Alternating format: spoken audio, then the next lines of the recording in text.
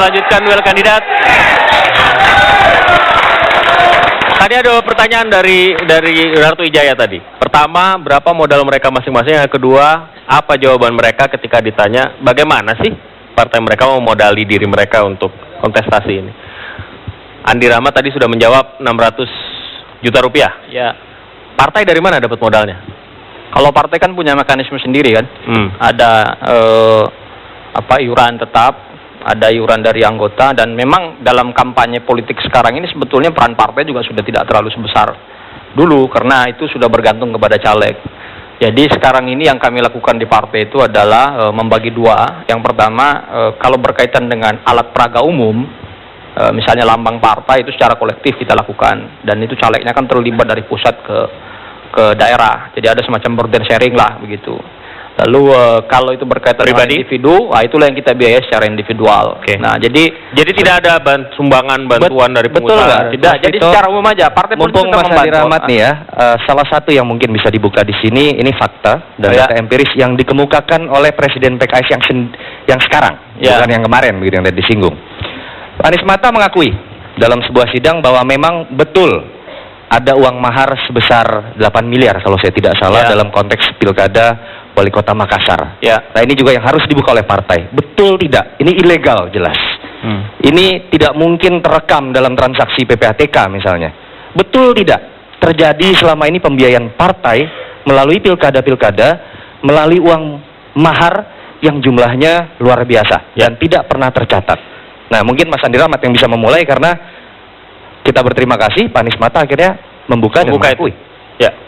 Jadi kalau sebetulnya sih kalau yang begitu itu tidak terkait dengan pembiayaan partai politik, itu terkait dengan pembiayaan kampanye yang dilakukan oleh calon.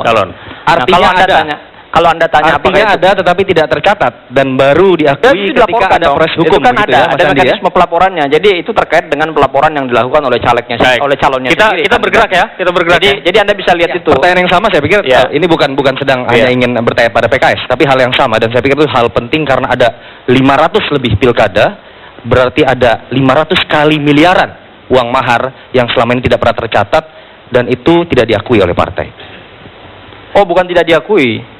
Kalau untuk sebenarnya sih ini kategorisasi uang mahar ini kan menjadi sumir kalau kita melekatkannya kepada partai politik, tidak dilekatkan kepada kampanye yang dilakukan oleh calon pilkada. Betul, itu ternyata tidak tercatat oleh dalam pengakuan. Saya kira perlu diperiksa ada di dalam perlu biaya dicek kampanye secara memadai.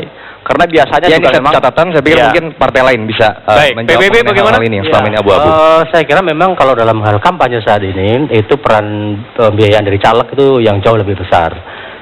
Karena kan aturan-aturan untuk sumbangan itu juga cukup rigid ya, dan pelaporannya juga memerlukan banyak hal, dan tidak semua penyumbang itu akan mau juga buka-bukaan karena ya terserah masing-masing ya. Nah, karena itu tumpuannya lebih banyak kepada caleg. Nah, partai bulan bintang kita bisa lihat kalau memang misalnya tadi yang pertanyaan soal uang macam-macam itu, kalau memang itu ada, saya kira PBB juga akan iklan besar-besaran seperti misalnya saat ini. Tapi kan kita bisa lihat, saya kira ini hal yang justru dari laporan yang kemarin kita sampaikan ke KPU pada pada bulan lalu, itu 90% itu semuanya adalah sumbangan caleg sendiri kepada partai politik. Nah, saya mengistilahkan PBB ini partai gotong royong beneran gitu. Karena peran partai politik sebetulnya dalam hal ini cukup kecil ya. Gitu. Tapi moga-moga bukan karena itu kemudian PBB ikut setuju bahwa saksi itu perlu dibayar oleh negara ya. Gini, soal saksi ini begini dulu saya kira. Tapi ini nanti silakan, nanti itu bisa masuk ke tahap bahasan selanjutnya. Kita bahas itu nanti secara spesifik. Kalau misalnya pribadi boleh dibuka, nggak jawab juga nggak apa-apa sih. Ya, kita kemarin laporan pribadi kan semua laporan bisa dibuka semuanya sekitar 187 sekian gitu. Juta? Iya. Oke. Baik.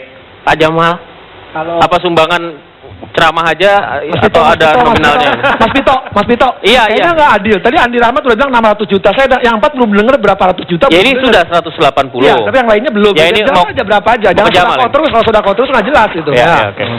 Pak Jamal, saya yang sudah saya laporkan 860 juta. Kalah dong PKS. Oh iya. Siapa dulu orangnya? Partai Anda dari mana pendanaannya? Loh, Anda tidak usah tanya. Yang penting barang itu jadi, ada comot sana, comot sini lah. Kan saya pengusaha. Bukan, partai Anda. Partai Anda itu. Pak Jamal, 900 juta dari mana uangnya? Jualan unta, jualan kambing, jualan apa? Kalau itu pertanyaannya boleh. Anda boleh tanya dengan saya berapa saham-saham saya yang saya comotin untuk memodali itu. Kalau orang kaya ngapain jadi partai politik? Mending urus pengusaha aja Pak. Ngapain gajinya berapa kecil DPR? Lain dulu. Kalau memang itu berangkatnya cuma seperti itu bisa jadi. Saya dari kecil sudah biasa beramal. Sudah biasa beramal.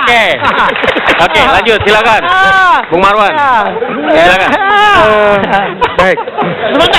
Mas Vito, tadi belum dijawab Hanura. Saya pikir menarik karena ada beberapa sorotan terhadap Hanura ya, karena ada ketua Bapilun yang baru, katanya pengusaha, atau katanya langsung jor-joran di bawah semenjak itu katanya. Itu sumber dana. Siapa bilang? Toto yang bilang ini. Tidak. Tidak. Partai saya ini organik. Saya dulu waktu masuk, saya pikir katanya ada pembiayaan. Begitu saya masuk, saya pikir mikir sini. Nggak tahunya sudah sampai sini. Baru dibilang organik. Tapi laporan dari kampanyenya terbesar. Katanya kakek saya, kalau sudah seperti ini, hatta hian nasel. Taruh. Tapi Pak Jamal laporan dana kampanyenya paling besar Hanura kan? Sudah, 860 yang sekarang ini. Yang kampanye dana kampanye pemilu Hanura. Partai Hanura paling besar. Urusannya DPP, silakan Anda tanya. Saya tidak mau intervensi ke sana. Kan bagus pertanyaannya Mas Yunarto sesungguhnya. Yang perlu Anda tahu hari ini debatnya caleg, bukan debatnya pengurus DPP. Ya, ini menarik karena berarti Pak Jamal menarik diri dari konsep partai yang itu partai nasional. Anda kalau baca undang-undang partai mengatakan partai itu nasional loh.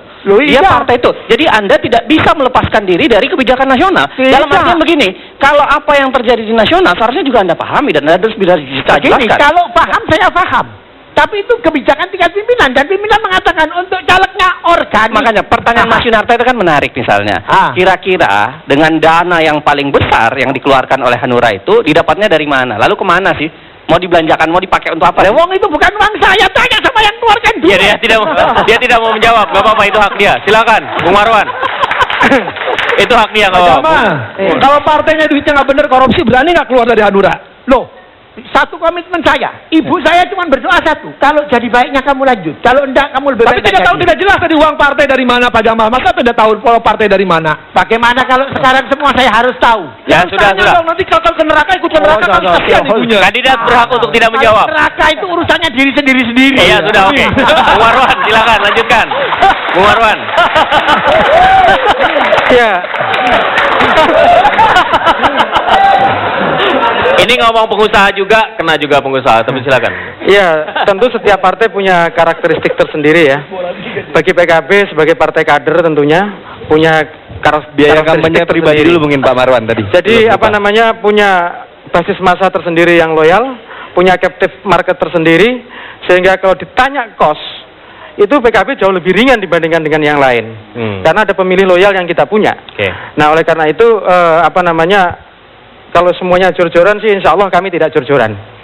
Walaupun ada wakil ketua umum yang baru ya. Nah ini kan baru masuk kan. Baru masuk. Tapi pelaporan dana kampanye. Udah ngalir loh.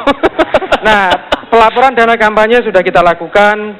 Dan para caleg sudah melaporkan dana kampanye masing-masing. Dan itu tinggal buka di website, sudah ada semua di KPU. Kalau Anda sendiri pribadi? Saya melaporkan dana kampanye saya 500 juta. Bapak-bapak, ada tanggapan? Tidak? Lanjut. Silakan Mas Toto. Ya. Saya juga melaporkan dana kampanye saya sekitar 600 juta. Dan itu cukup. Ya, karena apa? Karena saya melakukan banyak advokasi di daerah pemilihan saya.